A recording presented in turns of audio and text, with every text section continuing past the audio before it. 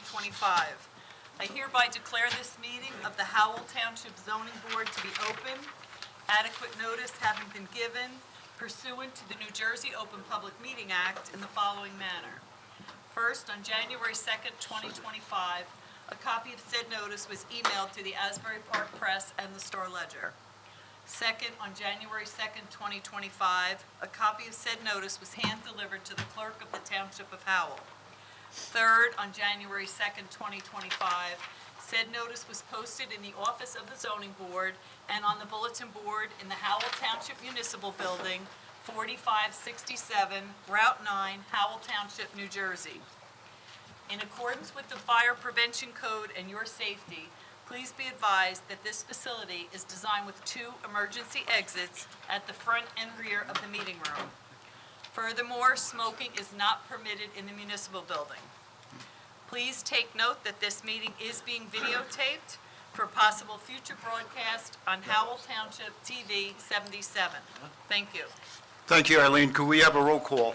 Yes, you may. Mr. Barillo has been excused. Mr. Cantor? Here. Mr. Hughes? Here. Mr. O'Donnell has been excused. Mr. Orozco? Yes. Mr. Ryan has been excused. Ms. Scottson? Here. Mr. Cabarocas? Here.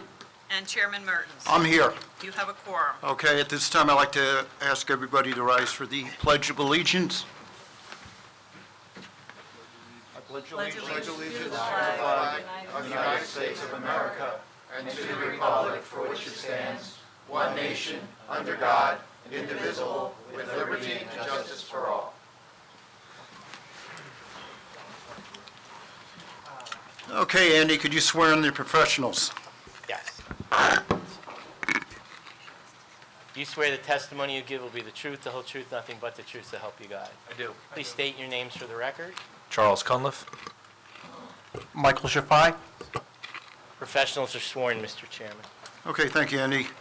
Looks like we have some minutes tonight. The first one is the reorg and regular meeting, January 13th, 2025. Eligible voters: Barillo, Cantor, Hughes, O'Donnell, Orozco, Ryan, Scottson, Cabarocas, and Mertens. Do I have a motion? I'll make the motion. By Mr. Hughes. Anne Marie, second. Roll call. Mr. Cantor? Yes. Mr. Hughes? Yes. Mr. Orozco? Yes. Ms. Scottson? Yes. Mr. Cabarocas? Yes. And Chairman Mertens. Yes. Minutes are approved. Thank you. Okay, next one is regular meeting, March 24th, 2025. Eligible voters: Barillo, Cantor, O'Donnell, Orozco, Ryan, Scottson, Cabarocas, and Mertens. Do I have a motion? I'll make a motion. Mr. Cantor, second by Jose. Roll call. Mr. Cantor? Yes. Mr. Orozco? Yes. Ms. Scottson? Yes. Mr. Cabarocas? Yes. And Chairman Mertens. Yes. Meeting minutes are approved. Okay, good. Next one is regular meeting, May 19th, 2025. Eligible voters: Cantor, Hughes, Orozco, Ryan, Scottson, Cabarocas, and Mertens. Do I have a motion? Motion. Motion by Anne Marie. I'll second it. Second by John. Roll call. Mr. Cantor? Yes. Mr. Hughes? Yes. Mr. Orozco? Yes. Ms. Scottson? Yes. Mr. Cabarocas? Yes. And Chairman Mertens. Yes. Minutes are approved. And the last one is July 14th, 2025, regular meeting. Eligible voters: Barillo, Cantor, Hughes, Ryan, Scottson, Cabarocas, and Mertens. Do I have a motion? Motion. Motion by Anne Marie. Second Second. by Mr. Hughes. Roll call. Mr. Cantor? Yes. Mr. Hughes? Yes. Ms. Scottson? Yes. Mr. Cabarocas? Yes. And Chairman Mertens. Yes. Minutes are approved. Thank you. Okay. Do we have any correspondence? Yes, I received an email from Ken Pape, the attorney for case number BA 2506, Jacob Eli. That's on tonight's agenda. He asked that the board please take jurisdiction and carry the application to January 26, 2026, with no further notice, and he granted the board an extension of time through January 31st, 2026. Okay. So for that meeting, for that application, it will be heard on the 26th 2026. So anybody here for that, that will be the rescheduled date, and we do have the extension of time. Okay, anything else? Yeah, earlier, just before the meeting, actually, I sent links out for the RFQs for board professionals for 2026. Okay, That email does not go to anyone whose term is up, so if you're up for renewal, you did not get that email. Okay. Once I get the approval from the clerk that you've been reappointed, then I can send you the links for that. Okay. And from what I understand, the way the purchasing agent sent out everything, there may be one other person on that list, but I didn't have a copy of their proposal, so I couldn't send it to okay. you. If I have to update it, I'll let you know. And that's all I have. Okay, but would the two, Matt and John, would, if they're reappointed, that's not going to be till the reorg? Right, but that's January, Yeah. early January, and Yeah. then we don't meet again till the Yeah, 12th. okay, so there'll be- they have time, Okay. And that's it with correspondence? yes. Okay. Okay, resolutions before the board tonight, case number BA 24-20, Julie Rich LLC. Resolution granting use variance, C variance, and preliminary and final site plan. Eligible voters, Barillo, Orozco, Ryan, Scottson, and Mertens. Do I have a motion? Motion. Motion by Anne Marie. Second by Jose. Roll call. Mr. Orozco? Yes. Ms. Scottson? Yes. And Chairman Mertens? Yes. Resolutions memorialized. Next one is case number BA 23-24, Christopher Kapasakis. Resolution granting extension of time. Eligible voters, Barillo, Cantor, O'Donnell, Ryan, Scottson, Kavarakis, and Mertens. Do I have a motion? I'll make a motion that we approve that. Motion by Mr. Cantor. Do I have a second? Don't be shy. Second. Second. Roll call. That was Mr. Cavaricas? Yes. Thank you. Mr. Cantor? Yes. Ms. Scottson? Yes. Mr. Cavaricas? Yes. And Chairman Mertens? Yes. Resolutions memorialized. Okay, so we have two more resolutions. Wow, we got a whole bunch of them tonight. There we go. Okay, case number BA 25-11, George Frey. Resolution granting bulk variance to construct a single-family dwelling on a undersized lot. Eligible voters, Barillo, Cantor, O'Donnell, Ryan, Scottson, Kavarakis, and Mertens. Do I have a motion? I'll make a motion to approve that resolution. Motion by Mr. Cantor, Second. second by Anne Marie. Roll call. Mr. Cantor? Yes. Ms. Scottson? Yes. Mr. Cavaricas? Yes. And Chairman Mertens? Yes. Resolutions memorialized. And the last resolution tonight is case number BA 25-14, Ralph and Geraldine Martinez. Resolution granting bulk variance for side and rear yard setbacks. Eligible voters, Barillo, Cantor, O'Donnell, Ryan, Scottson, Kavarakis, and Mertens. Do I have a motion? Motion. Motion by Ms. Scottson, I'll second that. second by Mr. Kavarakis. Roll call. Mr. Cantor? Yes. Ms. Scottson? Yes. Mr. Cavaricas? Yes. And Chairman Mertens? Yes. Resolutions memorialized. Thank you. Okay. Applications before the board tonight is case number BA 22-03A, Hutton Howell NJ State LLC. Amended preliminary and final site plan with bulk variances. Application to Hutton Howell NJ State LLC as applicants and owners seeking approval to demolish the existing building and construct a 4,643 square foot car wash building with associate improvements as approved by the board in 2022, with proposed changes to prior approval, including shifting the car wash building from southern side of the property to the northern side, and relocating the proposed site access driveway from Route 9 to the Walmart site driveway on Highway 9. This application was originally scheduled for November 24th, 2025, when it was carried to December 22nd, 2025, with no further notice. Expiration March 12th, 2026.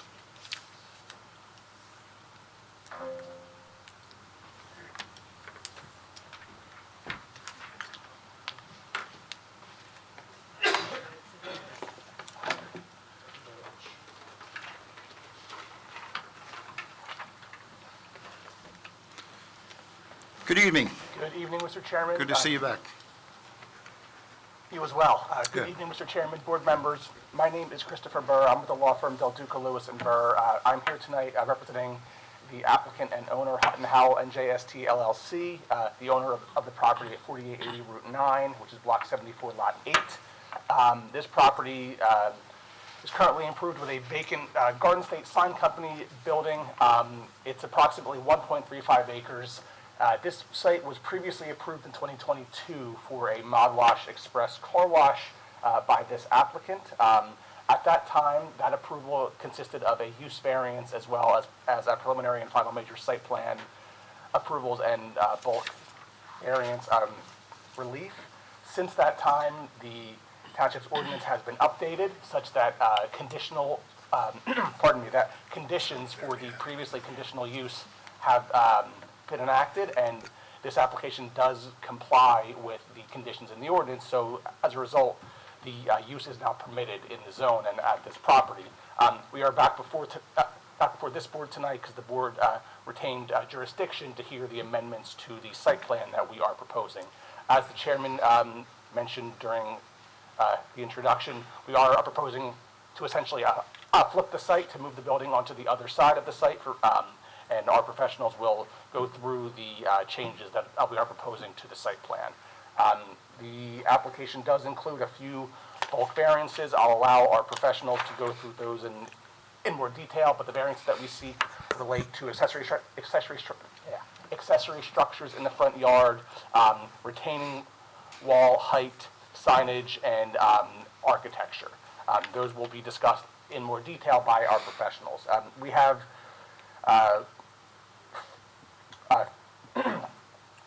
three professional witnesses tonight: our engineer, Athens Avitz from Stonefield Engineering, our traffic engineer, John Kovac, also from Stonefield, and our planner, TJ Ricci, also from Stonefield, as well as Josh Ligon, a representative of the applicant, to provide operational testimony as to the proposed use. So with that introduction, I'm not sure if the board would prefer that we Yeah, we'll swear all witnesses at once. we'll get everybody sworn in, and then they can do their credentials as they come up.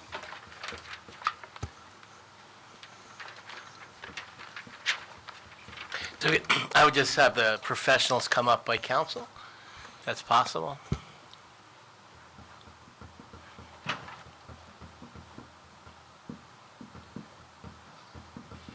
Do you affirm that the testimony you'll give will be the truth, the whole truth, nothing but the truth? I do. Okay, state your names for the record, starting Could you just come up to the mic too, though, so Yeah. we can get you on the record, please? left to right. Yeah, that's great. My name is Thomas Ricci. Last name is spelled R-I-C-C-I. Afton Savitz, first name A-F-T-O-N, last name S-A-V as in violin, I-T-Z. John Korak, last name C-O-R-A-K. Professionals are sworn. You're ready to proceed. Thank you. Mr. Chair, I'll just jump in again. So this site was already approved for this use on this property. When they were here last time, the township had car washes as a conditional use, but didn't actually have any standards. So there wasn't any standards to be met, so they needed to use variance at that time. Now car washes are conditionally permitted use. The two requirements are that it needs to be situated with frontage on Route 9 or Route 33. This property is on Route 9, so they don't need a use variance. All we're here is to talk about site plan. They've modified the site. You heard Mr. Burt talk about they shifted the building, so it's now on the north side of the property. They also modified the access. Previously, they had a ingress egress from Route 9. They've now reconfigured the site to have ingress egress from the driveway that services the Walmart. So we're really just talking about some relief that's been generated with reconfiguring their site with the use that has been approved. And just a quick catch-all. So last time they were here, there was representations on hours of operation and how the use would function. You know, there's bug wash, all these things that were a little bit nuanced to mod wash in their operations. Nothing's changing with this application, correct? That is correct. All right, so I'll let them get into their engineering Okay, testimony. and that was back in 2022 is what you're referring to, is that we, Correct, Yeah. so I would say is the applicant's representation, anything that was agreed to as far as conditions with Okay. like operational, that would all Okay. still, if the board acts favorably, that would be carried through with this approval. Yes, all the conditions of the prior approval and all of the operational testimony from the last approval all still apply. Okay. Okay, go ahead. I'm sorry. Yeah. If this is an approved use, is there, just wondering why we're, So there was a concept plan meeting with the Director of Community Development and then also obviously the board professionals. A determination was made at the time, even though the use variance was no longer required, that since this has already been seen by the board and approved by the board, and there was, at least one hearing on this, it would be best to stay with the zoning board just for consistency, so we didn't have to rehash before a whole new board all the things that were testified to previously. sounds good, thank you. Yeah. Just the obvious question, is Walmart agreeable to the entrance through their driveway? That would, we'll leave it to Mr. Burr. That was a question in my review letter, but that would be something that they're going to have to provide proof that Okay. they have rights to that. Okay, so we'll need to get her qualifications on the Yes. record. Absolutely. Athen, can you take the board just through a brief overview of your qualifications, please? Sure. Can everyone hear me okay? Yes, Great. thank you. I earned a Bachelor of Science in Civil Engineering from Bucknell University.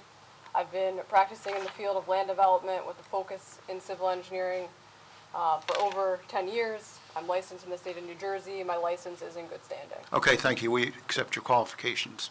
Great, thank you. Right. So, go ahead. And I believe there were some exhibits previously submitted to the board that are available for virtual presentation. Yeah, so, I'd like to the aerial or the rendering? I'll touch on the aerial exhibit first that's A19. A19, please.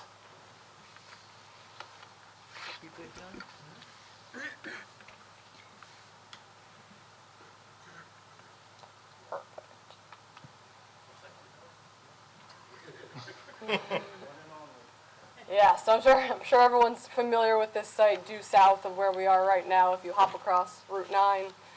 The red double dash box is that of the site, the property before you this evening, and what you'll notice off the bat is the shape of it. It's not exactly a parallelogram, but that is the boundary of it with Walmart immediately to the south. As mentioned, this is address 4880 Route 9.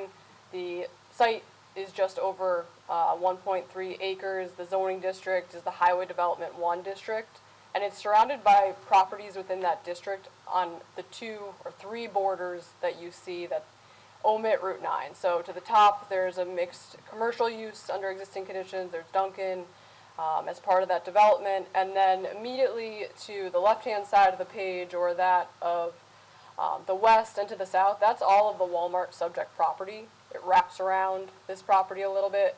You'll see the development to the south, and then that somewhat X shape in the dirt-like aerial view is their stormwater system that this site backs up to.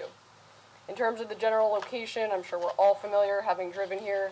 This is a general commercial corridor in the township, so the application before you this evening, that of a car wash, is consistent with other commercial uses. We're not abutting a residential district nor any residential use. In terms of access, so you can tell pretty well in this aerial where there's some of the light color tan that intercepts Route 9. There are a couple driveways that exist today. As part of the application, those will be closed off. This application previously had a permit with DOT for access on Route 9. We're currently seeking a permit to close those driveways and consolidate with cross-access to Walmart. To answer the board's question about Walmart, this applicant behind the scenes has been working with Walmart. They didn't want to come before the board with some access that could not be solidified with that party. So there are access agreements in place being finalized with Walmart specifically that will certainly provide to the board for that record. It would be contingent on the approval. Yeah, it would be a We- condition of the approval, and then it would have to be, I would think, recorded with the resolution or by deed on the property as an encumbrance, because if that went away, then they would have no legal access. Yeah. So. Absolutely, and certainly we would be agreeable to that condition. Okay, thank you. And what you'll notice again with this, the shape of the lot, so the frontage, there's an existing nonconformity for the lot frontage just shy of 200 linear feet. We're at 190.4, but you can tell it grows as you head to the left or that of the west. So for reference, we will show a colorized version of what we're proposing, but that existing nonconformity is for a small portion of the lot. For reference, a front yard setback for this project, once you get to that that distance, the remainder of it is 200 feet or more. In addition, topography, there are some grade changes, may not be evident based on this aerial, but if you were to drive into Walmart today, look to your right where we're proposing access, there's a berm. Similarly, if you were to walk the property to the left-hand side, there's also a berm or I'm going to say dome, but I don't think that's the best reference, but a grade change, something that transitions from one property to the other, that this application, this design has to combat. Similarly, to the north, the per subject lot sits higher than that, so there's, again, grade change every which way, with the exception of the driveways as they exist today. In addition, the existing site previously in operation, there's no stormwater system, there's no curbing along Route 9, there's no sidewalks. Utilities, they're previously servicing these buildings. All of those utilities will be abandoned as part of this project, and as council mentioned, the building will come down. So I will flip now to show you what we're proposing. This would be A20. A20, please. The colored site rendering.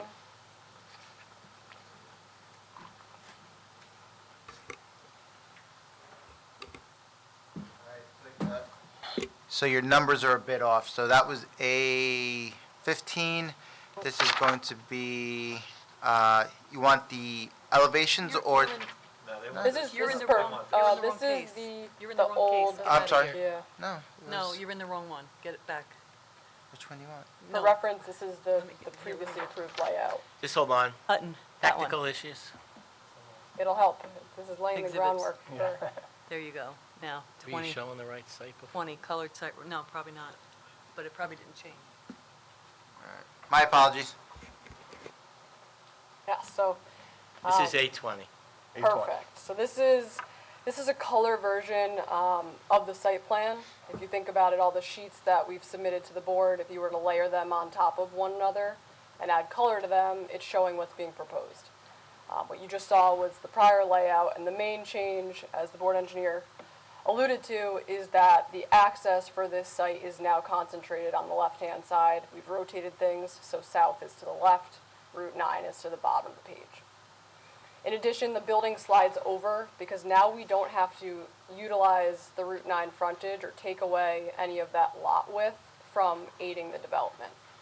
When you think about this project and you drive in off of the Walmart entry point, you're coming in and you're yielding to your right as you enter this site.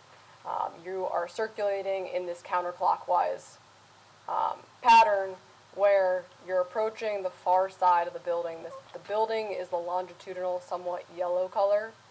As mentioned, just shy of 4,650 square feet.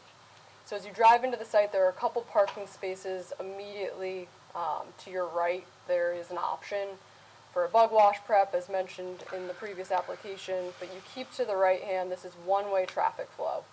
And then you are transitioning to the right-hand side of the building. These are pay stations. This is where you pull up. There are 3 lanes where you have a digital screen that you pay for the car wash desired before converging into one lane and then entering the tunnel. So now we're at the top of the page. We're still single, one lane or one direction vehicularly, and you're entering the tunnel to the top before exiting to the bottom, and then you're making your way into the vacuum spaces. So it's somewhat of an S-like circulation for this site, which is an improvement from what we previously proposed, where you're accessing it from Route 9. You're going right into that pay station, that queuing.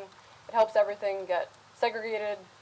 It also helps from a queuing standpoint in terms of alleviating that from the Walmart or that driveway access. In terms of the bulk standards, just again in comparison with that prior application, we previously had yard setback variances, really trying to fit everything in with that driveway. So the proposed design does comply with all of the yards, the front yard setback, the side yard. Building height remains the same. Again, the building is just shifting over. Council did touch on accessory structure variances. We do have some accessory structures where previously the vacuum producers were in the front yard. Those are slid back now. But we do have that of a transformer. We do have that of bug wash, which prep that are located between the building and the front property line, those shielded from landscaping standpoint. So, and I think we also cited that the refuse enclosure was technically an accessory structure. It's the driveway coming off on Walmart, you make that quick right. Yeah, it's right there. So that's slightly further towards the right-of-way to Route 9 than the building, so we cited as any relief. But you can see in the rendering, they're providing a significant amount of landscaping around that, so that should help soften that. So, and then the other one is bug wash. I think last time we were here, that's like, they can get like handheld things to like clean bugs off the grill of the vehicle and things like that. So, I mean, we're not talking about, it's a structure, but it's not something substantial. And then you said there's the enclosure for, is this for the water or the electrical? Where is that? It's a transformer. Where is that? It is at the bottom right-hand corner of the building, immediately in front of that, yes. Okay. So there's some Yep. landscape screening in front of it, Okay. again, just based on the distance from the right-of-way. And then how about, I think we brought it up last time, like a hot box enclosure for water, have you vetted that out yet? So that is a good question. This application, the benefit of time is that we have progressed our applications with outside agencies. So NJAW has bid, they have construction documents to extend the main for this property, and at this time, a hot box is not required. Okay. I would just say, if in the event that the utility company changes their mind and does require a hot box, I think we should grant them the relief for it to be in the front yard and just say it has to have adequate screening to soften it from the right of way. And then, as part of the prior approval, do you guys have American Water and this, Mercer approval for the off-site water and sewer? Is that like all buttoned up, or where are you at with that? Water, we have approval. We reached out recently. We had the local resolution passed for sewer. We reached out, that does not have to be repassed, but we have to progress towards our DEP treatment works Okay. approval. And then I think with the last approval, we had a comment in our, and it's carried through to this letter. Those obviously go across a couple different commercial driveways and frontages. If any of that gets disturbed with that, that's gonna have to be restored back to a pre-construction condition. Is And that we have good? no problem. Okay. And then, Mr. Chair, I'm just gonna jump in and, because I think it's still pretty fresh in some of the board members' minds. So we talked about the accessory structures. The site stormwater design, there's a stormwater basin at the lower right-hand corner. That's largely where it was last time. With some of the changes to the site layout with the driveway coming off of Walmart, the grading is a little bit differently, slightly than it was before.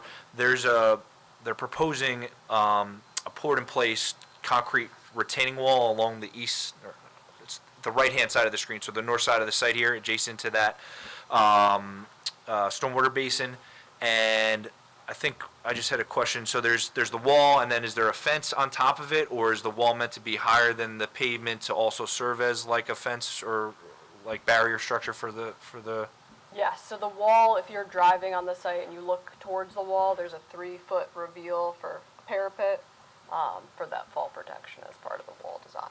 Okay, so we brought this up last time because I think originally what was presented, it was going to be a modular block wall, and we said, hey, that's right up next to the pavement. Are you going to have a guide rail, a fence to make sure cars aren't going over the edge of it? So it's going to be a poured-in-place concrete wall. It's going to have 3-foot of reveal on the parking lot side of the site. So relative to the basin, it's going to be on the order of 9 feet or something like that. So we cited it as needing relief because we count walls and fences all as one. But this was something that was contemplated. I think the details of it have just changed a little bit. It was previously it was going to be a wall and maybe a fence or a wall and a guide rail. I think having one element is a little bit cleaner. And that carries all the way up the whole north side of the property. And then there's also a stormwater basin at the back, and it's similar. The wall's the same way at the top of the site. Yes. Okay. Yeah, so I don't take any exception to it. I think you can see from the rendering, there's a significant amount of landscaping that's being proposed with that, so I think that'll help soften some of that. We cited sign variances because I know this came up the last time, there was a number of signs that were presented and they scaled it back. I think an updated sign rendering has been presented. We can get to that. John, I don't know if you want to pull that up real quick. 823, Yeah. but Do you want me to, I had a couple more things to touch on if you're done with direct civil, or do you want to? Yeah, no, I'll hold up on the sign exhibit. Let me get to the other stuff while we're just trying to. And 823, there's a new copy of the site map. That one's outdated. 823, correct? 823, correct. Yeah, that's 823, but I think Mr. Khan left. I wanted to touch Yeah, on something so else you can first. see, I think they eliminated a number of signs. There's obviously the advertising purposes, there's the standalone pylon sign, and then there's the two on the northerly and easterly facade. And then there are a number of on-site directional signage that are like do not enter, but it has Mod Wash's like branding on it. The one comment that I have, and I think the board should consider granting the relief, is now that the driveway is not from Route 9, maybe something on one of the signs that are proposed or another standalone sign just saying like Mod Wash next right into the Walmart, so that way it doesn't create driver confusion. agree. I think we could work that out as a resolution compliance item, but let's grant the relief now, so that way, you know, they don't need to come back for it. Okay. And then, so we said, right, there's no auto repair, no maintenance services other than just car washing. As far as the facility itself, I think everything is self-enclosed, so there's like trench drains and a recirculation system. Nothing gets piped into the storm drain system as far as the car washing fluids, right? Correct. We talked about the bug wash. I think they did provide 2 circulation exhibits, one for a box truck.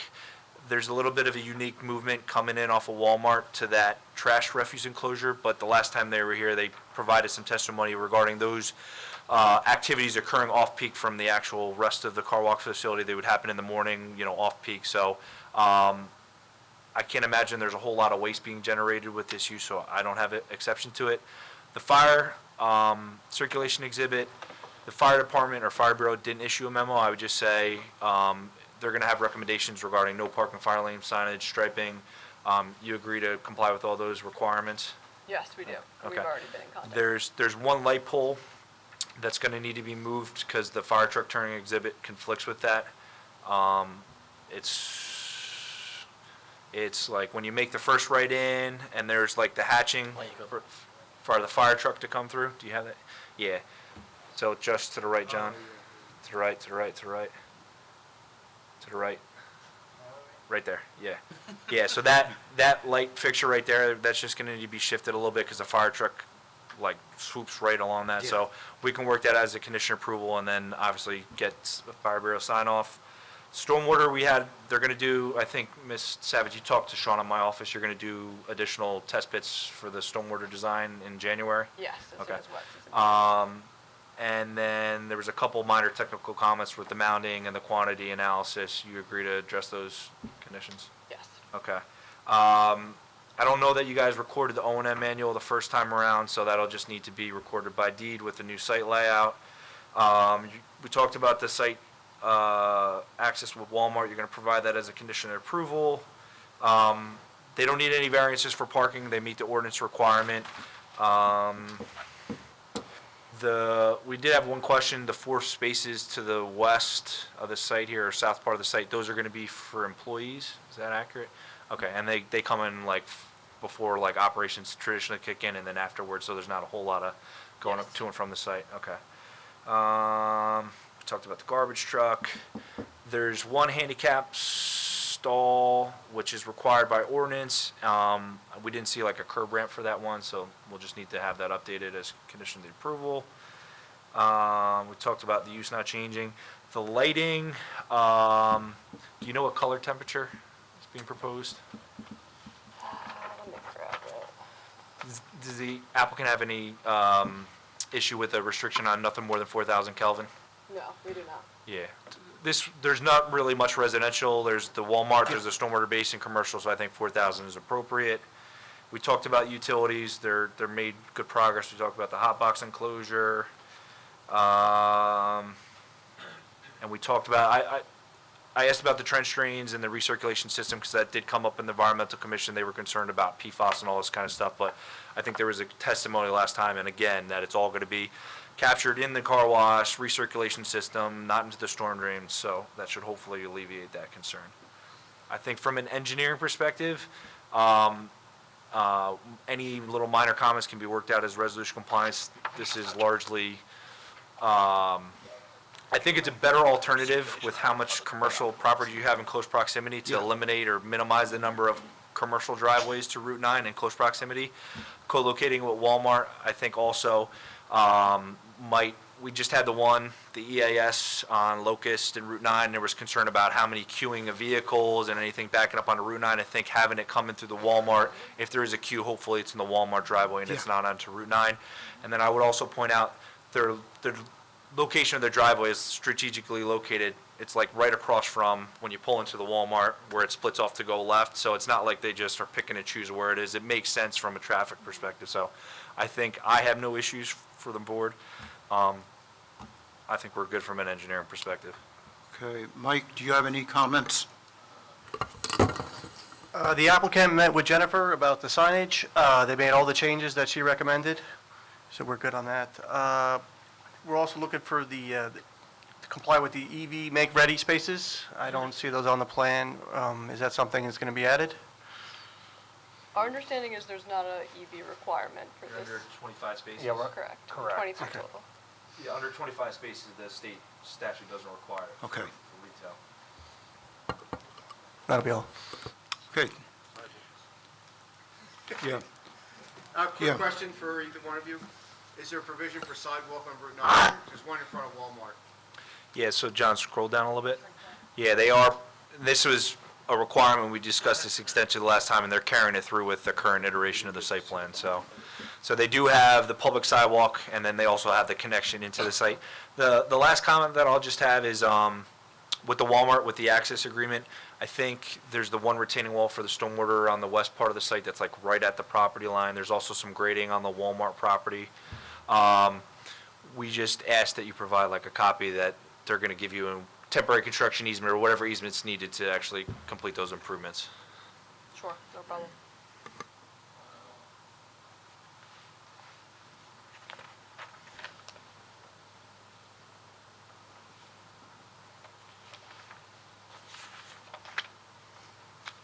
Apologize. And I think, Ms. Savage, you talked with Sean in my office. The pavement details were going to be changed to match with the ordinance requirements, correct? Okay. All right. Thank you. Okay. Anybody else from the board with a question? No? I think we're good. Thank you. Thank you.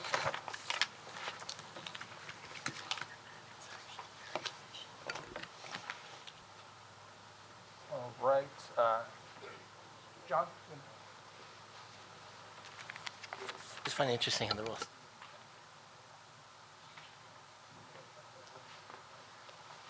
So we'll just do very, very quick and easy. All right. Mr. Okay. Correct, can you briefly give the board an overview of your qualifications? Certainly, and glad to be back in front of the board. Again, name is John Korak. I'm a project manager of Stonefield Engineering and Design. I'm a licensed professional engineer in the state of New Jersey. I have a Bachelor of Science in Civil Engineering from the College of New Jersey. I'm an expert in the field of traffic and transportation engineering.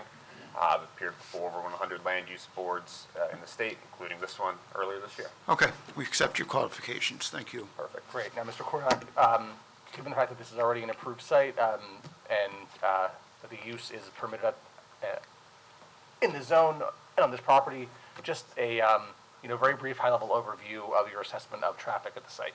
Yeah, so this is a previously approved development, and so when I'm comparing the new application to the old application, I'm looking at does the use change, how does the layout change, what's new on site, and what stays the same. So we have essentially the same building size, the 4,643 square foot car wash with one tunnel, 120-foot conveyor.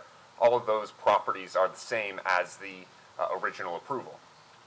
Before we had 20 vacuum spaces, now we have 17, roughly consistent, not something that's going to be a big change in traffic generation from the prior approval.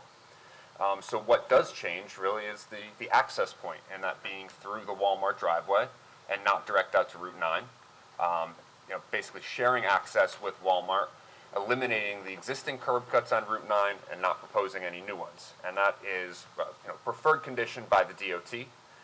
It's certainly a best practice in terms of access management is to consolidate driveways as best possible.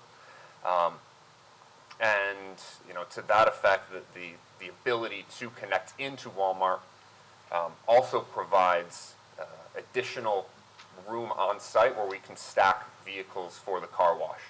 The prior configuration could fit about 20 to 21 vehicles before we're interfering with other drive aisle intersections and Route 9 itself.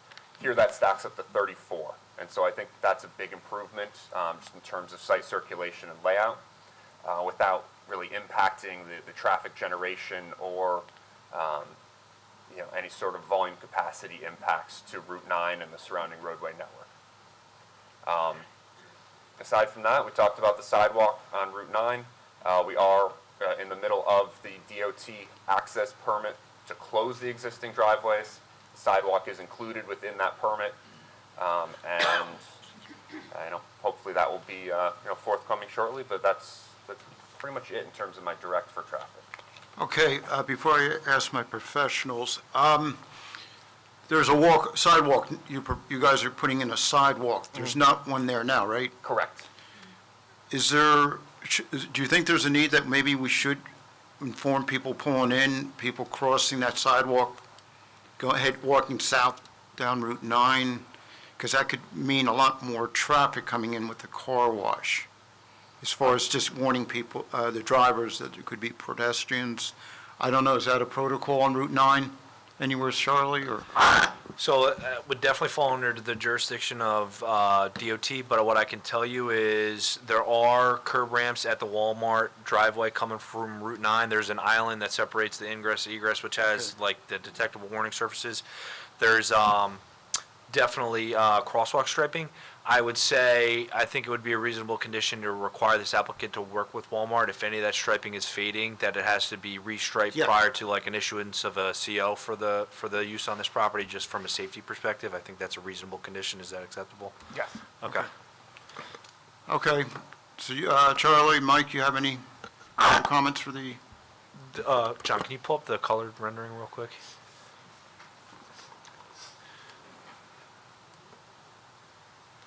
Yeah, so I just want to point out again, so there's a lot of the like white hatching that's shown on the rendering. Obviously, if the fire department wants any of that to be yellow for fire line purposes, that'll need to be updated. And the, for Mr. Correct, yeah, where your cursor just was, the white hatching towards the bottom of the screen. Yeah, right there. So that's not intended to be for people to circumvent the car wash to go utilize the vacuum spaces. That's there for like emergency access purposes for like the fire department, correct? Correct. Okay. I just want to make that like clear. It's that's there for the fire department or for like trash vehicles. They can not have to go through the entire car wash. It's just there for circulation purposes. If you inadvertently enter the site without that hatched area, you would be forced to have a car wash. So it's good to have the bail out there.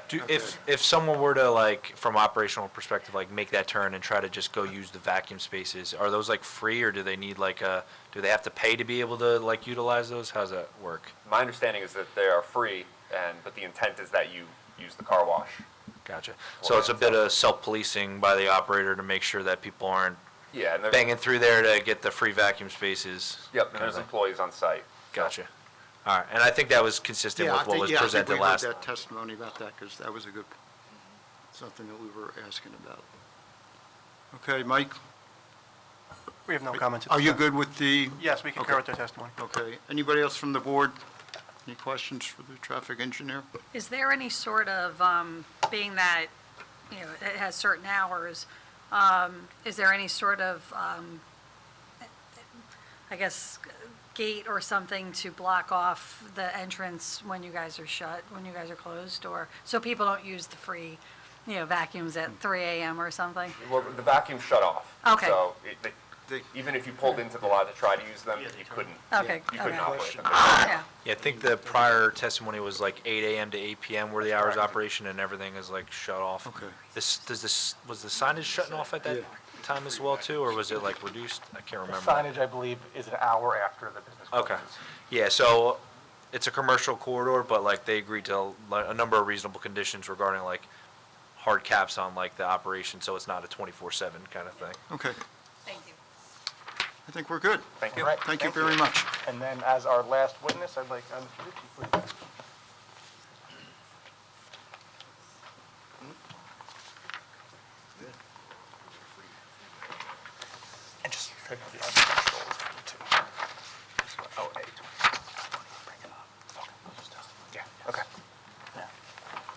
Right. Mr. Ricci, can you start by,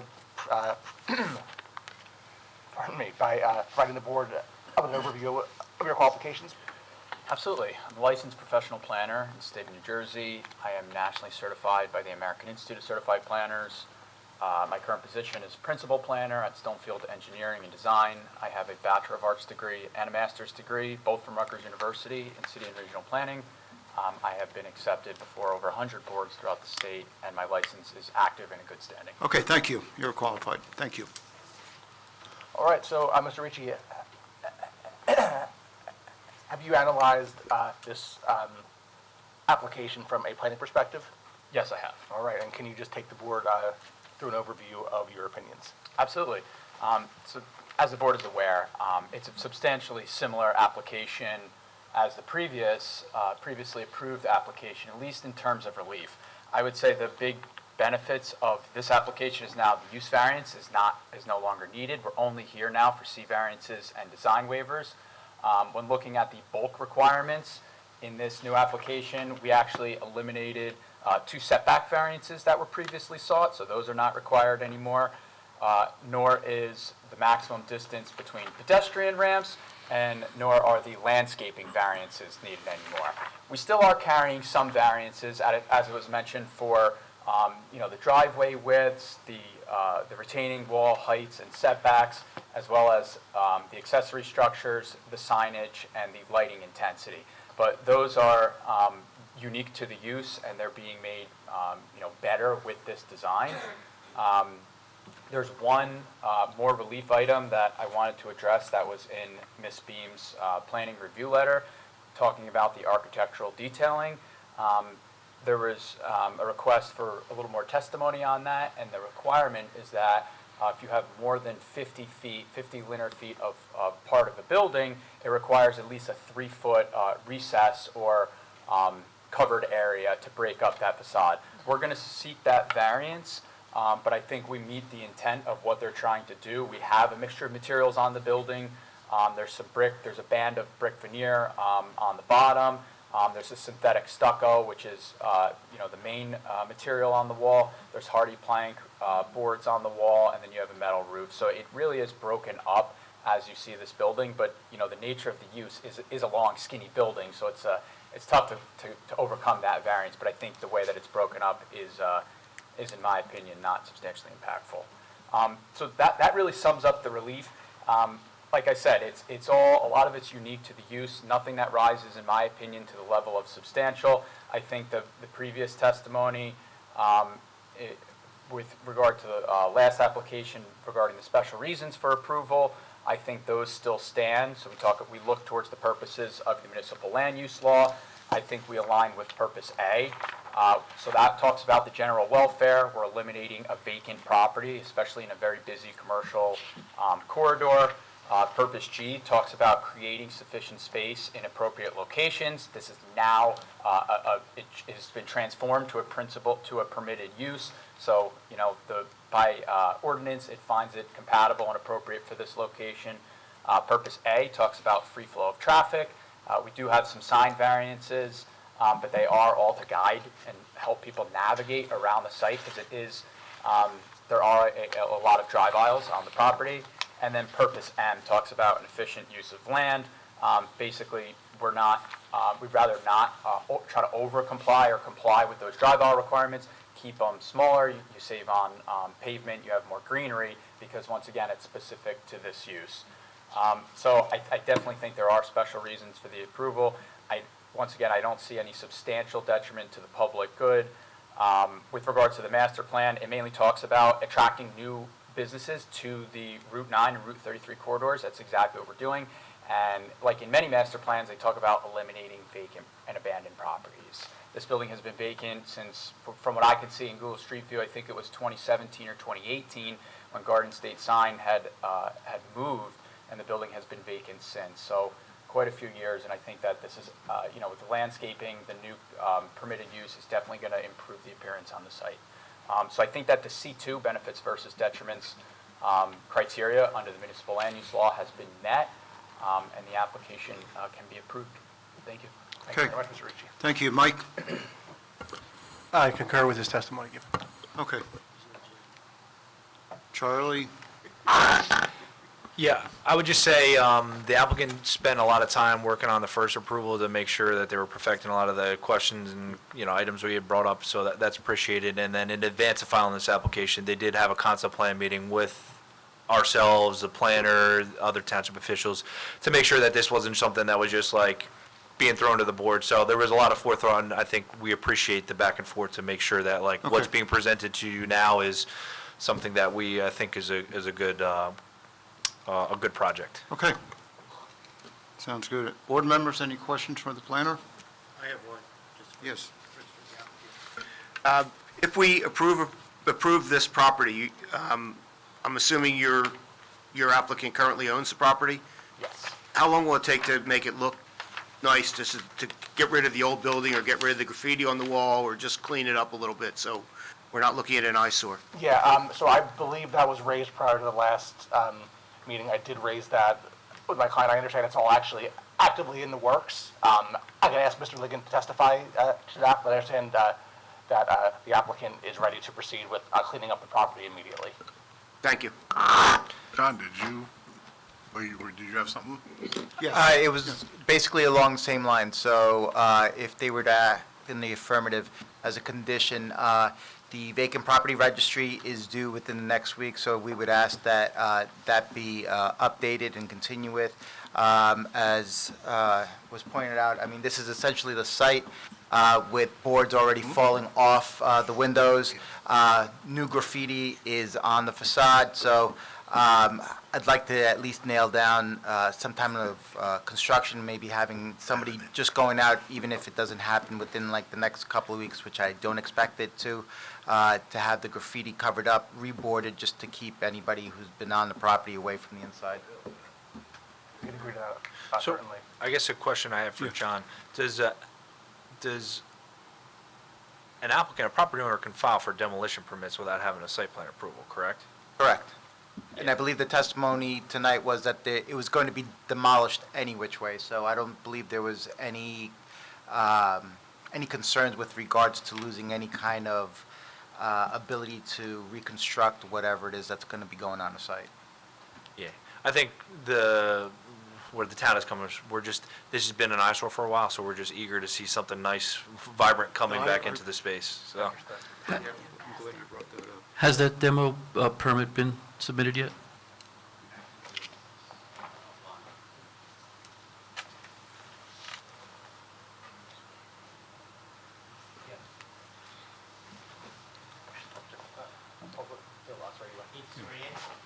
Do you swear that the testimony you give will be the truth, the whole truth, nothing but the truth, so help you God? I do. State your name for the record, spell your last. Josh Ligon, Ligon, owner's representative for Hutton, the owner of the property. Okay. With regard to your question about the building permit, we have not completed application, but we have completed, I believe, 3 of the necessary letters for the application with termination of utilities that are required and completing those check list items with the intent to complete demolition ASAP. With regard to questions regarding that, we have been actively looking to clean that up. The snow in the recent weeks slowed us down. Okay, John, you said you have, what's the timeline that we can ask the applicant? I mean, I'd like to see it obviously as soon as possible, but I would say with regards to the cleanup of the reboarding up the windows access, because obviously, I mean, this is a slightly older picture, but there's new graffiti, which, obviously means that people are on the property actively, so I would like to prevent that from happening. So a cleanup of the graffiti, reclosing up any windows or doors or access points into the building within the next, I think 2 weeks is reasonable. We don't have any more snow out there. And then filing for demo permits within the next 3 months, I think, should suffice. I actually have an email from my office where we are actively doing all of that, talking about a container to remove the graffiti and the excess equipment and stuff on site. So was the question is, the 2 weeks to take care of that reasonable, and then 3 Yes. months to file the demo permits, is that reasonable? With regard to cleanup, for sure, my hurdles that we have had with the I know you demo gotta get permit the has desk- been with DEP. Okay. And trying to get it, so I don't want to make a promise I can't keep, but Fair our enough. intent is 100% to do it as fast as possible. With the DEP, that's with like the, The state. yeah, can you just give us like a very, Um, very brief, you don't have to go there's- too detail? Asbestos is involved. Okay, so it's the structure itself? Yeah. Okay, all right. Okay.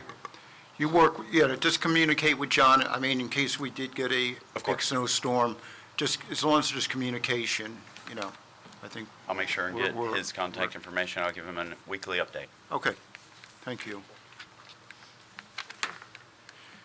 Okay, anybody else from the board with any questions, professionals? We will now go to public, Eileen, so first of all, we need a motion from the board. I'll make a motion for that, Mr. Chair. Second that. Mr. Hughes, Ms. Scottson, all in favor? Aye. Okay, Eileen. At this time, the chairman has opened the hearing up for members of the public for any questions or comments regarding this application. Be prepared to give your name and address and be sworn in. Please come up to the podium if you have any questions. I'll make a motion to close the public. Have a second. Second. Second by Mr. Kavarakis. All in favor? Aye. Okay. Unless there's anything from anybody else, you can do your summary. Wonderful, thank you. I'll keep this brief.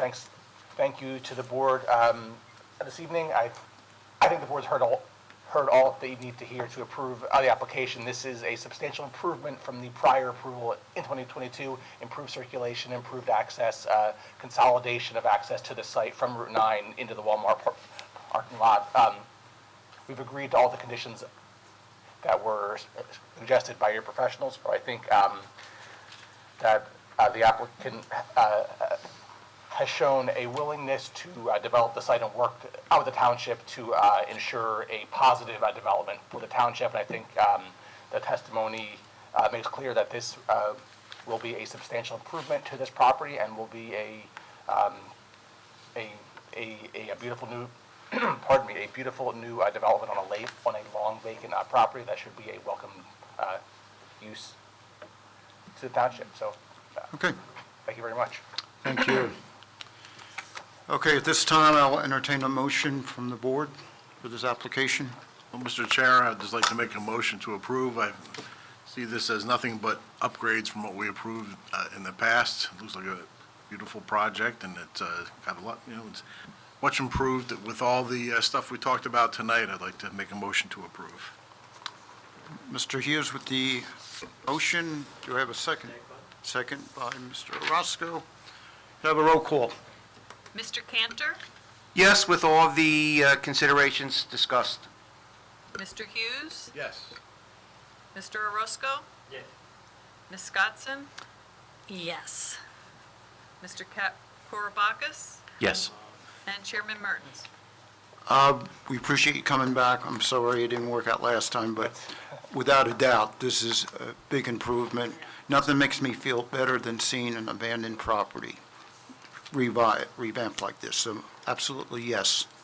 Wonderful. Motion carries. Thank you very much. Thank you. Okay, at this time, we're going to take a 5-minute break. The board will now take a 5-minute recess. They'll be back at 10 after 8.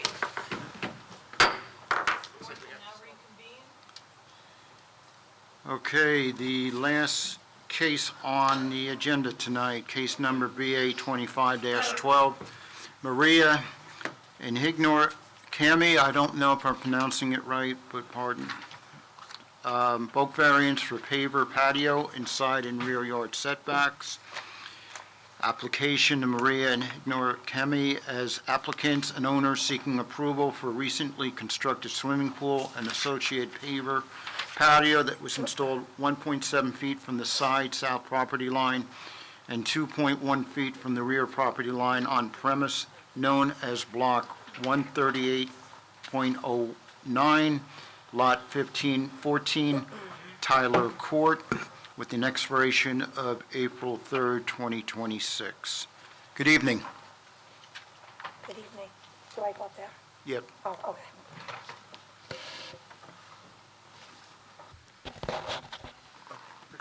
Hi, good evening, everyone. My name is Maria Cami. Okay. My address is 14 Tyler Court. I've been a Does she have to be resident. sworn in? I'm sorry. Do I have to be Yes, sworn in? yes. Oh, sorry. No worries. You're the applicant, right? Yes. Yeah. You swear the testimony you give will be the truth, the whole truth, nothing but the truth, so help you God. Yes, I do. State your names for the record, spell your last. Maria Cami, C-A-M-I, last name. Donna Bullock, B-U-L-L-O-C-K. Okay, Do I start? okay. Now you can start again, thank you. Okay, sorry. No worries. Hi, good evening. My name is Maria Cami. My address is 14 Tyler Court. I have been a resident of Howell for the past 3 years. I also work for the Howell School District. I'm here tonight to regulate my pavers, and my engineer is Donna Bullock. That's it? That's for you? Yeah. Okay. You can sit, if Yeah. that's easier, there's a mic right next to you on the table. Fancy. Comfortable? So you'll be testifying as a professional? Yes, I will. Okay, so we need to get your qualifications. Okay, my name is Donna Bullock, B-U-L-L-O-C-K. My address is 137 Central Avenue, Island Heights, New Jersey. I am a professional engineer and a project manager at Morgan Engineering. I have been providing testimonies in front of various boards all over New Jersey for the past 26 years, mostly Monmouth, Oceans, and Middlesex County. License current? My license is current, yes. Okay, we accept your qualifications. Thank you. So what this is, it's known as 14 Taylor Court, Block 138.09, Lot 15, Howell Township, Monmouth County. It's located in the R3 Residential District, and it contains 8,868 square feet. The property is developed, and it's located on the east side of Taylor Court. There's an existing two-story residential family with attached garage, covered wooden porch in the front, paver walkways in the front with a concrete drive, and located in the rear of the property is an in-ground pool with a concrete walkway surrounded by pavers. The rear yard property is surrounded by, the rear and side yard properties are surrounded by fence. The adjacent properties are all residential.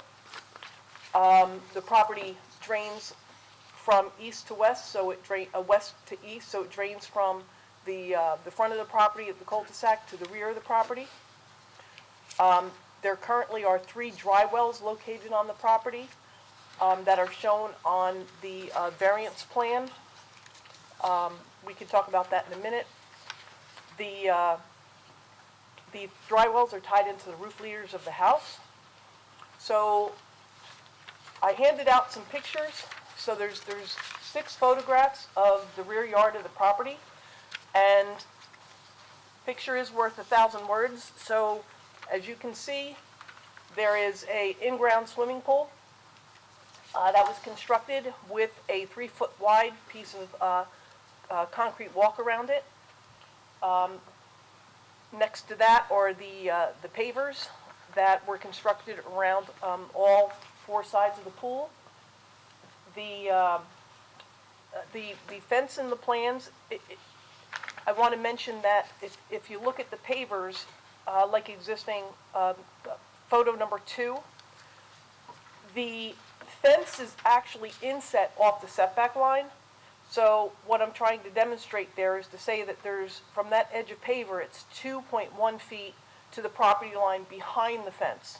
So I don't want people to be thinking that that is at the property line. That's closer than the property line, just to let everyone know.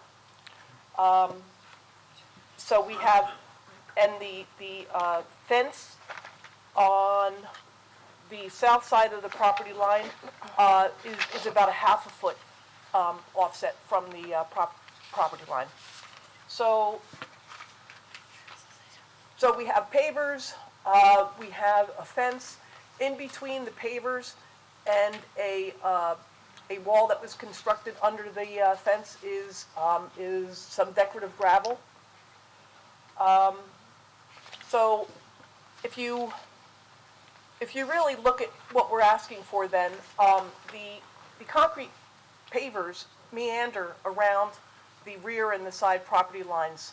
The closest elevation on the south side is 1.7 feet, and it meanders up to 5 feet, and then back down to 3.8, and then back up to 5 feet. So that, just to let you know that it meanders, it's not just all 1.7 feet straight along the property. And on the rear of the property, it does the same thing.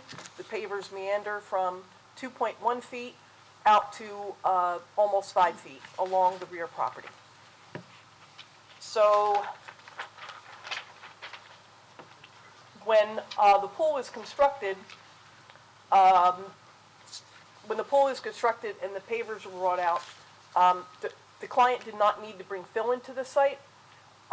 He put in the pavers, and as far as to know if there's any fill that was required for the pavers, if you look at picture 5, and that's looking in the backyard, looking toward the front, you'll see that there's the pavers come up to a 6-inch wall, and that 6-inch wall, brought the pool pavers down to grade. So the elevation of the intent of the pool and the pavers is per the original approved grading plan.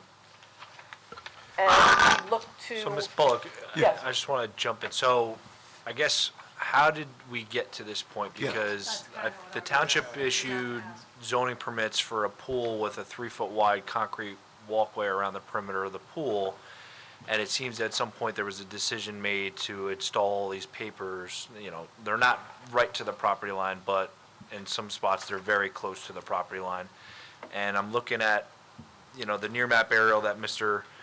Aguiar is sharing on the screen here, and, looking at the surrounding properties, it looks like they were compliant with the 10-foot setback requirement from the paver around the pool to their property line.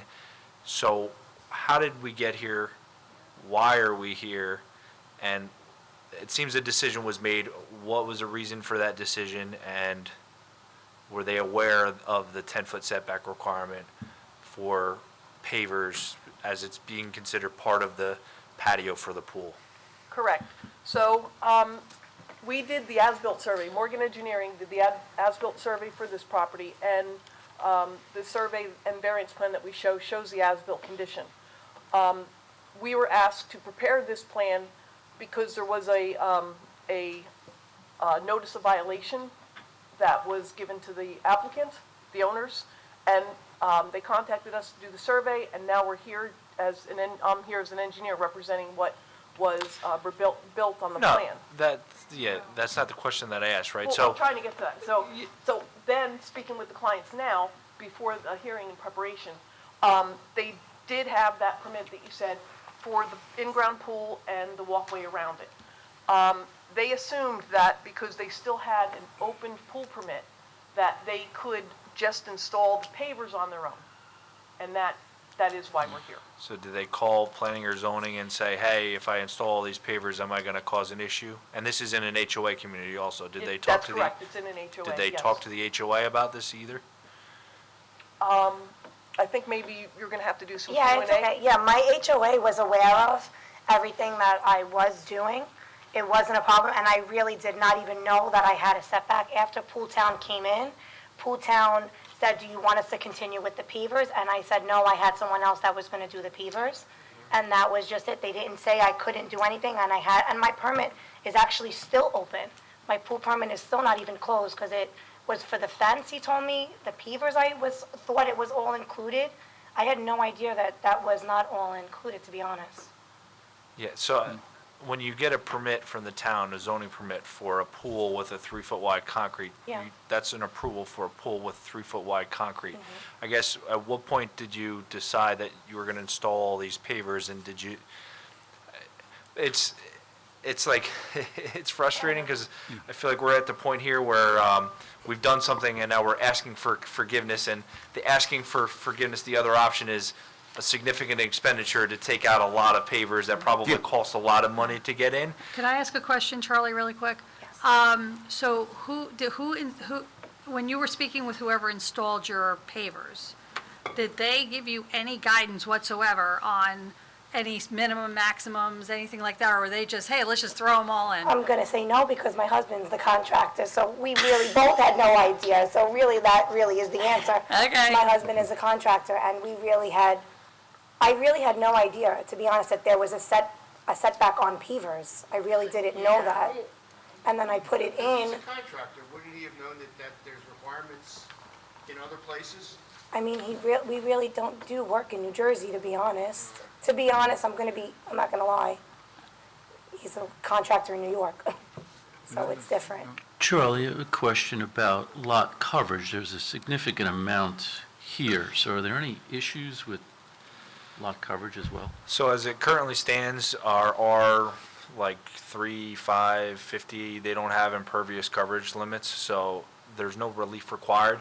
I can tell you, and my predecessor before me, Jack Mallon, he explained to me why there was a 10-foot setback requirement enacted in the code, and it's so there's ample room to grade the yard to make sure that we're not sending water onto neighboring properties, because there, I guess, had been some history with this and disputes between property owners, so that's why there's a 10-foot setback requirement.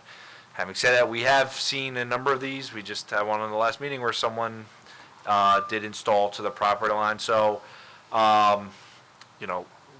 we're going to open it up to the public, everyone within 200 feet. You can see how many properties are on the aerial there. We're required to be noticed. When did you finish the construction of the pavers? Well, I stopped because the inspector came and he told me to stop. I mean, like, it's not, When the stop oh God, happened, I'm gonna say like March. And not even, no, yeah, March, about April. Then I started all this in like July and June. But can I also say something too? I know we live in a cul-de-sac, and like if you, Just let them answer. oh, sorry. Just answer their questions. Oh, okay, so there you go. That's it. Right, Forget it, I don't know. Can I ask a real quick one of you, Charlie or Andy? The HOA, I mean, is there any, So, the cart before the horse kind of thing here? If we give approval, I'll are let we John- messing with that? So we have a policy in town where there is an existing HOA that we give them the first right of refusal on any kind of project. Obviously, they have to meet township regulations first, but they're allowed to enact even stricter restrictions than what the township has.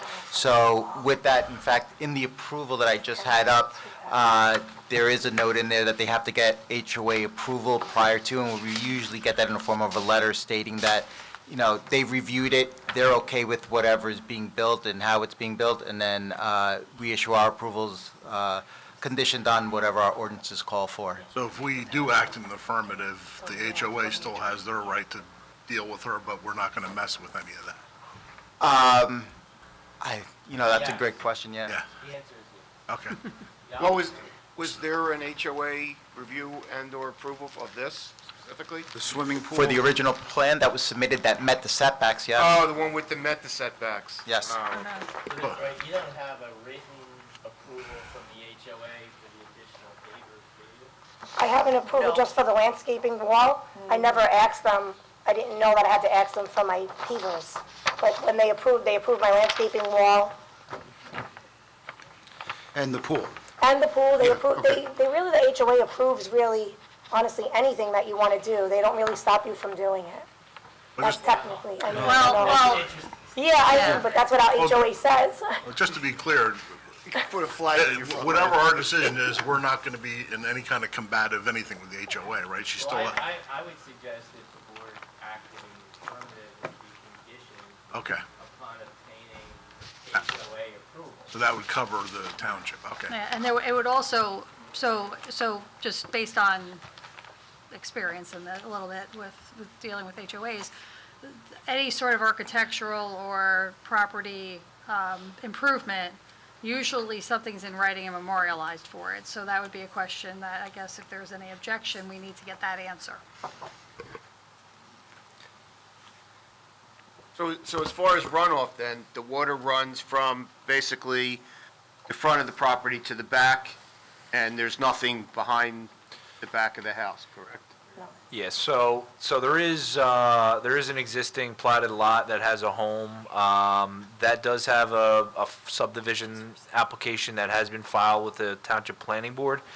I can tell you immediately behind this property, there's two separate township drainage easements with some drainage infrastructures and some inlets. So as far as runoff leaving the rear of the site, there is some drainage infrastructure to collect some of that. Ms. Bullock, so at the rear of the patio, there's, it looks like in the pictures, is there a block wall? There is a block wall that is, that was constructed about a foot above grade at the time of the pool construction. That is at the base of the proposed fence along the rear lot line. So that brought grade up about a foot. But there's a reveal on the patio side of the wall, correct? Yeah, there's open space on the patio side, yes.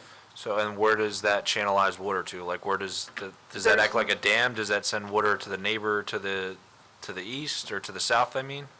Where's the water go? The water, it just naturally grades off to the rear. How does that happen if there's the block wall at the base of the fence is higher than the patio? No, if you look on sheet 2 of the photos, you can see where there's a paver wall that runs along the fence right there.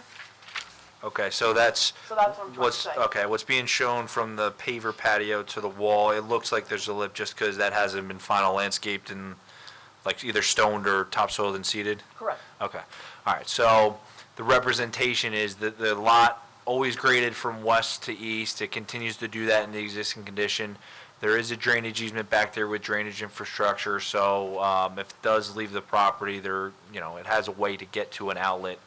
I would say I would be most concerned about the property to the north and to the south, more so the south because that patio goes right to the, very close to that property line. I think the applicant's representation was that the patios were largely completed by April of this year, and then that's when the stop work order. Obviously, this part of Monmouth County in July, we got hit with like 3 or 4 very significant rain events. I would think that those property owners, if they had an issue with the drainage that was after this was constructed, they would be here tonight, especially if they were noticed. So let's open it up to the public and hear what it is. I just want to relay to the applicant the township's frustration is because there's ordinance requirements and they're there for a reason. And you know, I'm not saying that you didn't have the best intentions or anything like that, but it just creates a lot of a headache for the board and then also for yourself when we get into these circumstances. So when you decide to do something in the future, I would just say make sure you call the town before you do something. Call your HOA before you do something because a 15-minute phone call will save you money and save you a lot of a headache. So I'd like to also ask, they got to stop in April. Is there any intent to further build back and to, you know, expand upon this? Or Oh, is no, that's it. That's it? That's Okay. it, it's all done. Okay. You said previously that you were going to put down more pavers, but then you were stopped? No, like, we didn't finish actually sanding some of it, because the inspector came and said, don't do nothing no more, don't touch anything, so we just stopped. But no, the pavers are all done. I'm talking. Yeah, because it does look in a couple pictures that once it was approved, you'd have to do something to make it look aesthetically better. Because I can. Yeah, that would be landscaping. Yeah, that's the landscaping, yeah, of course, yes. Yeah, the other side. John, have you had any, we're going to hear from the public, but have you heard any calls regarding this property with any rainfall? We haven't gotten any additional complaints, no. Okay, we'll wait to hear from the public then. And Ms. Okay. Bullock, you did indeed notify everyone within 200 feet? Yes, we did. Okay. And, Yes, the applicant did, yes. okay, thank you. John, they wouldn't be here tonight if there was. Just want to get that out in public. All right, thank you. Okay, do you have any more testimony as far as an engineer? I was just, through my testimony, I was trying to address some of the comments in the letter. Okay, So that's why I was kind of easing into it, not just. yeah, no, I understand. So- Charlie, want her to continue with that, so? No, Okay. I would say the reason that the ordinance requirements are what they are is because of drainage issues that can be created with neighboring property owners. So if absent of any like neighboring concerns, you know, obviously it's not ideal that we're here, but that's why we're here, right? For the Yeah. board to see if this deviation, you know, materially impacts zone plan, the master plan, and whether it causes any negative impact to the neighboring property owners. I can tell you the property to the rear, there is drainage infrastructure, so as long as the water gets there, it's got a way to go somewhere into the township's conveyance system. I would be more so concerned about the neighboring property owners. And Mr. Shafai actually brought up something important. We should just talk about it to get it on the record. So there's, on the survey variance plan that was provided, there's 2 concrete pads in the north side yard that like go over the property line. And we actually didn't pick that up in our review letter, but can you, when were those installed? What are those for? Because the board can't grant variances for things to be on neighboring properties. I see it goes to the fence line, so is their survey not right, or do you have an agreement for those to be there on the neighbor's property? What are we referring to? I'm really not sure. There's 2 concrete pads in the northerly side yard. Can you pull up the variance plan, John? Along Lot 2? Yeah, lot 2 to the north. Oh, I see them now. Yes, they, based on the survey, they're over line by 1.8 feet for the larger one and 1.2, up 2 feet for the smaller one. And the fence, I guess the fence didn't get built on line either. Is that your fence? Is this? One is mine and one is my neighbor's. So, okay. That's my neighbor's. John, can you point them out with your cursor? Yeah, because that would be One's easier my for us. Yeah, it looks like it's Yeah, and there's one built just a over little the bit line. below that. Oh, I see. No, there's Okay. 2 of them. Yeah, so the pads and then also there's 2 fences back to back, yours Yeah, and your there's 2 neighbors. fences. They're actually on the neighbor's property, at least per the survey.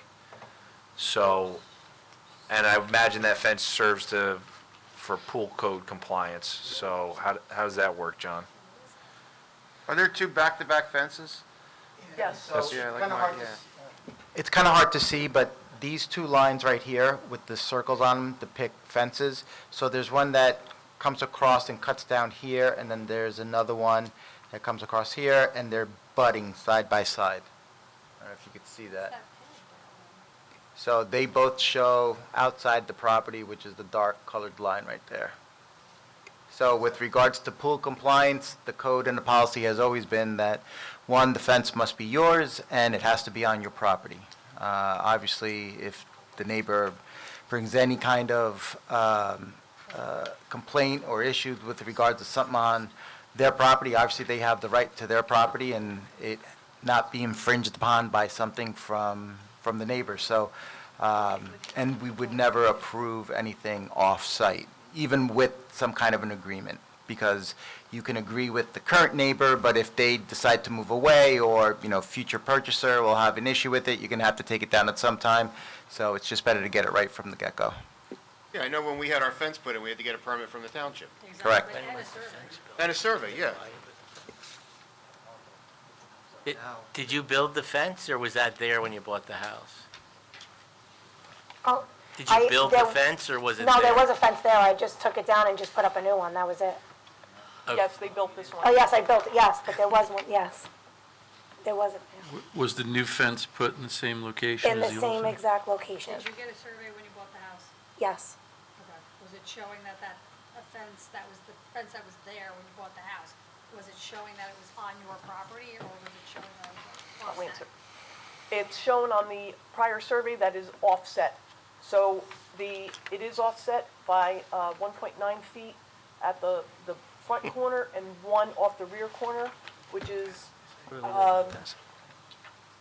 it looks like they tried to follow the same line of where that fence, existing fence was that was on the adjacent properties, and they installed the new fence approximately in the same location. Who constructed the concrete pads? Were they pre-existing, or was that something new? Do you know about these concrete inside? Are they new? Those? Mm-hmm. Yeah, those are new. Those, I mean, they're like a year old, yeah. Those are new also? Yeah. They're- Not from now, but from a while ago, from like a year ago. Okay, They've so been there for a while. the applicant says they're also new. So the aerial that I have now is from June of 2024, so you can see that there's no pads on the site. Yeah, what are they? Yeah, what do they serve? What do they, is it like for garbage cans? Yeah, or- there's one in the front for a garbage can. And what's the one behind the fence? I wanted to eventually put a shed, but we didn't put a shed. That's all that's for. Yeah. Yeah, so. Don't put the shed. I would No, advise I'm you not not to gonna put a put the shed shed. No, I'm not. because it's not on your property. No, I'm not. Back two. You're going to need a permit for that. Yes, but they actually said you have to be under 108 or something. I'm not putting a shed, don't worry. Well, that's not the issue. The issue is the concrete, both pads and then the fence are not on your property, and the board can't grant you variances for something that's not on your that's on the neighbor's property. They can grant you relief for a 0-foot setback, but they can't grant you relief, you know. I mean, have we, in the past, considered something where like an agreement from the neighbor for something to remain? Yes. I think the more concerning thing is the fence, because I think it serves pool code compliance, and, you know, that's a safety issue.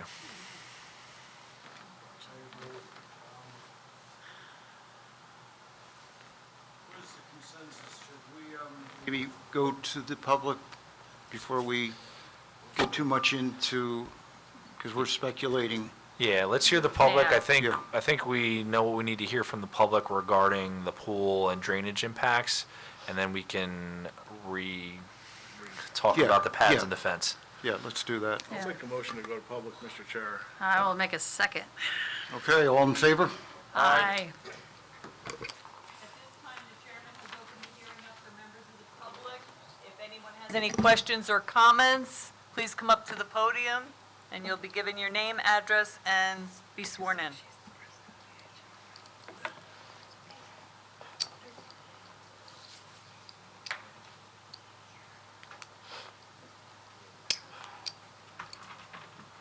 You swear testimony you give will be the truth, the whole truth, nothing but the truth, so help you God. Yes. State your name. Tara Volpe at 12 Tyler Court. So I am to the, if you're looking at his house, I am to the right. I have absolutely zero issues with what he has done. It was a very rundown property. I've lived there 10 years, they're there 3 years.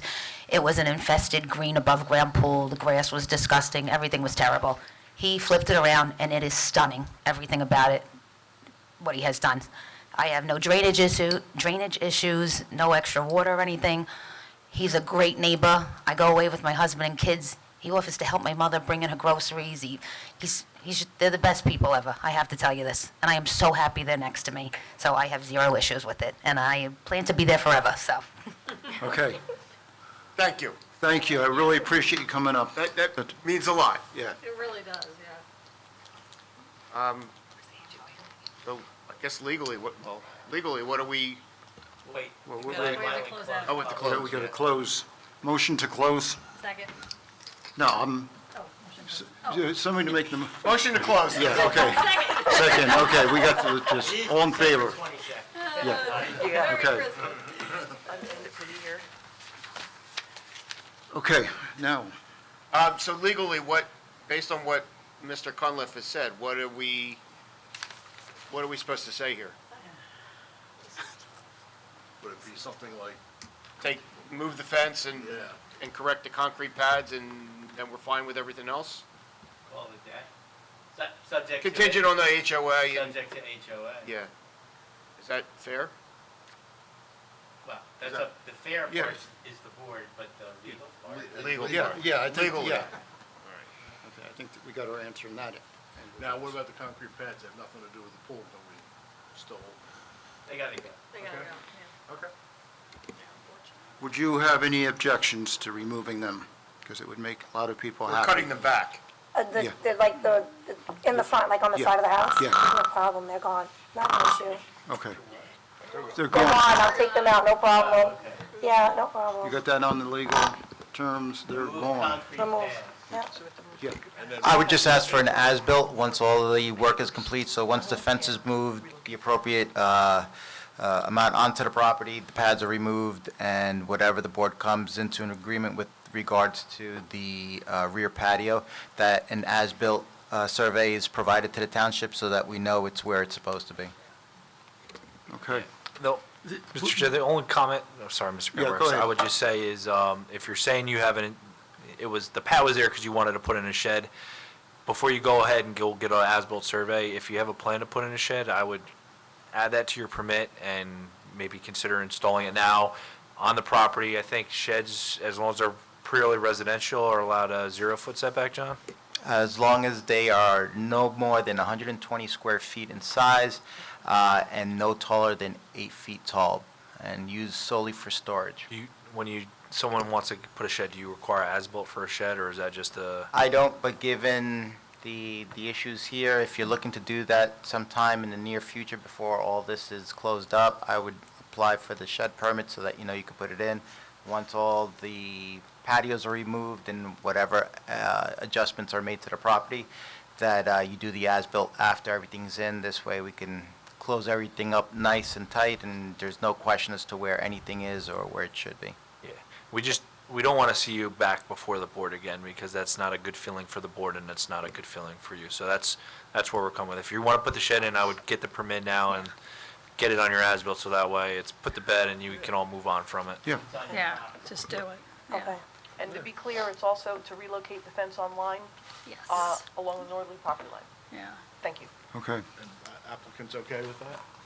Yeah. Are you, Yeah. so do you want to include the shed? Because like Charlie said, this is the time to do it. And then you'll have to come back if you don't. Yeah, that's fine. It's better, Yeah. so she can say she wants to get a variance or, approval for that, but she doesn't necessarily have to Yeah, do it. and I don't think, Yeah. as long as it's for residential purposes and it's under the size, she doesn't need a variance for it. I'm just saying, like, Yeah. Oh, okay. it's probably in your No. best interest to do it now and Yeah. get the as-built to make sure it's on your property, because, Yeah, that way at some it's point, you all don't want to one- sell the one property drawing. 20 years from now, and then you've got another headache because your shed's on someone else's property, so. So with regard to the pad for the shed, that doesn't need to be removed entirely, then it would need to No. just be pulled back No, onto they their could, property? they could cut it at the property line with Okay. a survey, and then if they need to make it bigger, they can certainly just add on to the other side. Okay. Yeah, so- So you can at least use some So of you don't it. have to remove the whole thing, you just have to get it off of the neighbor's property, basically? Yeah, so basically just cutting it. and- Yeah. Yeah. Yeah, the bigger pad you can cut, the smaller pad, you're probably gonna have to take that out and report, unfortunately, just because most of that's on the neighbor's property, it looks like. And they're going to need another survey as well for the fence, when they're going to put the fence. Yeah, I I would would- recommend it. Yeah, I would I would advise you, recommend it, yeah. you don't need to go get a full asphalt survey to go put the fence out there, but I would recommend you work with Ms. Bullock's. They've got surveyors to put property corners, and they can run a string line for you to be able to know where your property line is. Yeah, I think that would be a smart move. And John, you said you'd like an as-built too, once everything is. So I guess Ms. That's Bullock correct, is- just we don't have a surveyor as part of our staff, so that just makes it nice and neat with someone who's licensed to do the measurements. Okay. Okay, anything else from the professionals? John, you want to put on record? Board members, any questions?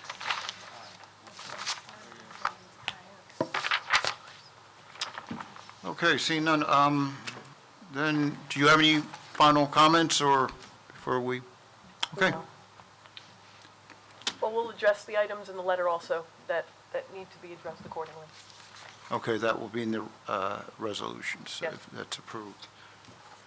Okay, at this time, I'll entertain a motion.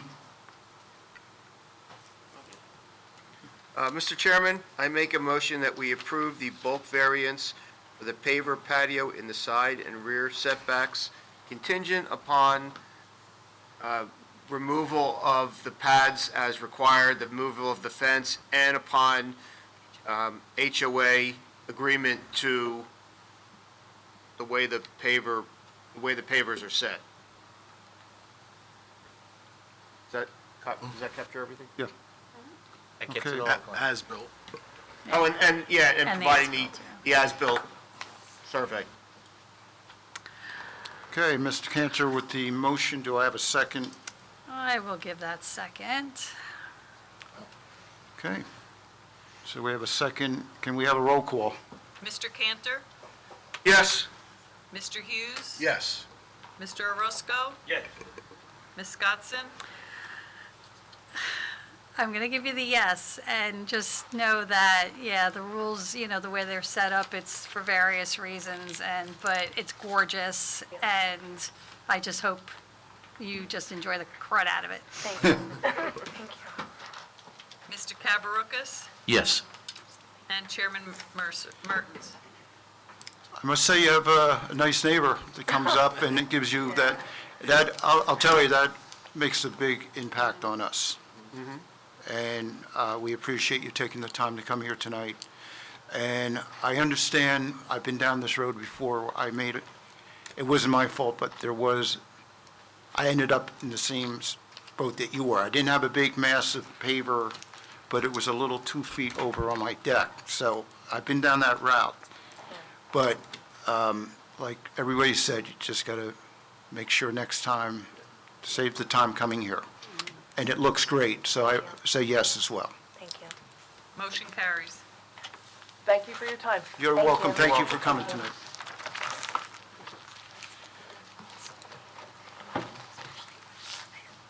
Okay, Well, that's not,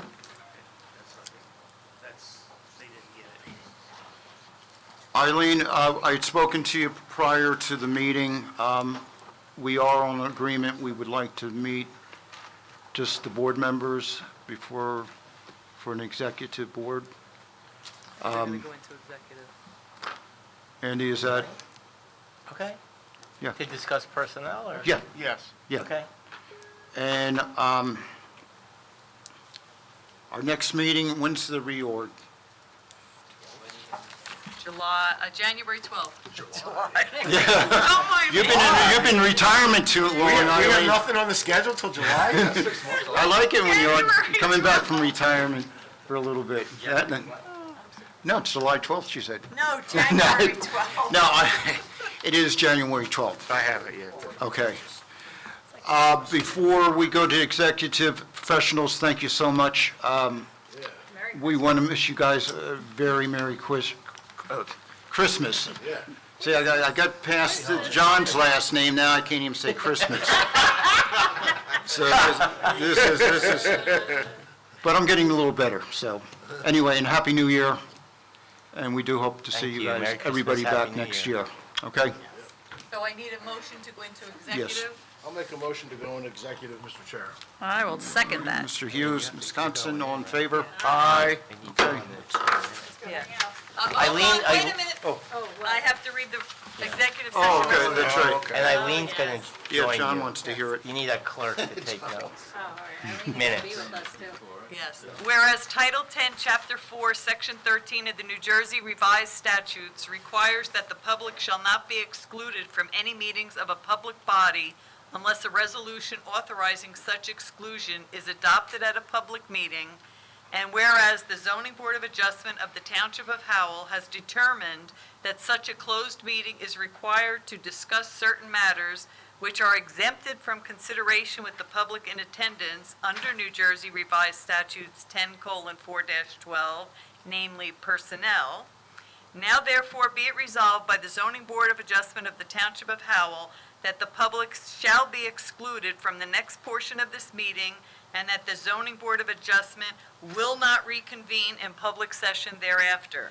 Be it further resolved that minutes will be kept of the meeting in closed session, and the time and circumstances under which the discussion conducted in closed session can be disclosed to the public cannot be determined at this time. Now I'll take a motion to adjourn. Motion, We have a Second. second, John, all in favor? Aye. Thank you. Good night. Stay here, you want to go get a little room Go in there? the other room.